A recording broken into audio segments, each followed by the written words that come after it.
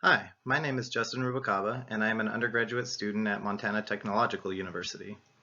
I will be presenting the High Altitude Soil Testing, or HAST device, currently being developed in a collaboration between the Biological Sciences Department and Electrical Engineering Department at our university. This project was initially started by Jamison Ellers, a now graduate student at Montana Tech. The HAST device will be used to measure the soil temperature and humidity in high altitude, difficult to access areas, with the goal of having it run for several years. Data recorded from the sensors will be sent over a satellite network to a remote host, as well as logged on a storage device on board in case of sending failures.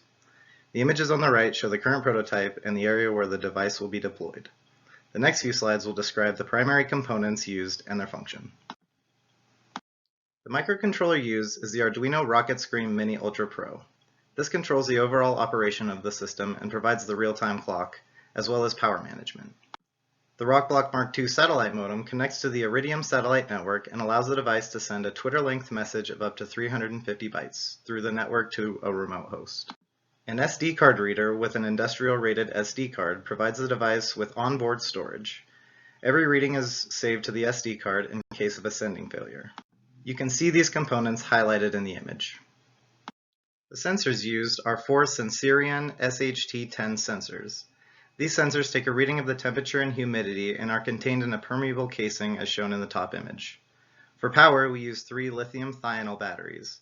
One of the cells directly powers the microcontroller, while the other 2 power the soil sensors, satellite modem, and SD card reader through voltage regulators. These cells are non-rechargeable but have a constant voltage performance over time and a long life. In order to prevent water and dust ingress into the device, electronics are enclosed in a NEMA waterproof casing, and IP68 rated cable glands were used where the sensors attach. Tests were performed to characterize the sensors and show performance under various conditions. An initial test was done to compare HAST readings to publicly available weather data, the green line on the plots, and showed reasonably accurate tracking. The next test focused on how sensors would respond to dry and wet soils. Dry soil was placed in 2 separate containers with 2 sensors in each. Water was added to one of the containers and samples were taken over a 10-day period. Results show a minimum effect on temperature but a stark difference in humidity. To test how fast HAST can respond to a sudden change in conditions, 2 sensors were placed in wet soil while the other 2 were placed in soil that had been baked to remove as much moisture as possible. After 2 hours, indicated by the vertical black line on the plots, sensors in the wet soil were removed and immediately plunged into the same dry soil as the other sensors. As shown on the plots, response was fairly quick, taking about 15 minutes to start tracking the control sensors in both temperature and humidity.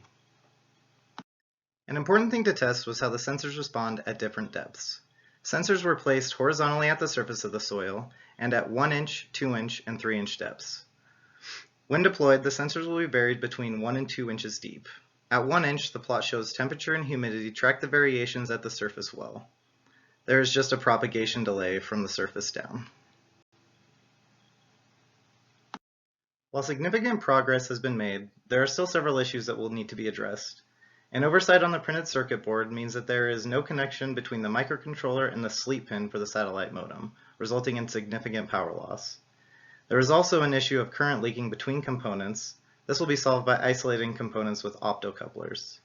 Both of these issues will require a new version of the PCB to be made, but should drastically reduce power loss and extend how long the device will run. A more immediate issue is data compression. We are charged for every 50 bytes sent and can only send a message of up to 350 bytes. Current long-form data is about 48 bytes per reading. The goal is to use some sort of encoding scheme to reduce the size of each reading to around 15 bytes. That way, data would only need to be sent once per day. This would reduce the cost of running the device as well as reducing the power consumption.